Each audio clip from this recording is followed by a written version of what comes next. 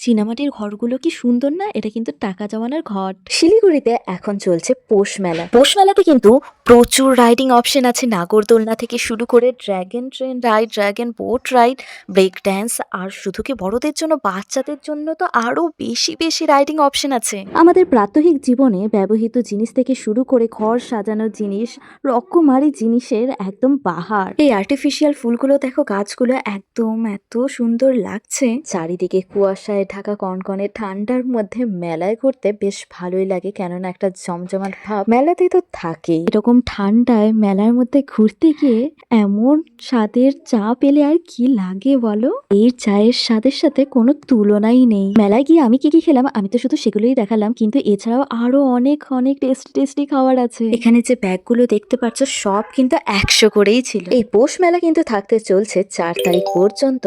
ঠিক সূর্য সেন পার্কের পেছন মাঠেই হচ্ছে এই মেলা। এন্ট্রি ফি তো শুধু মাত্র 10 টাকা।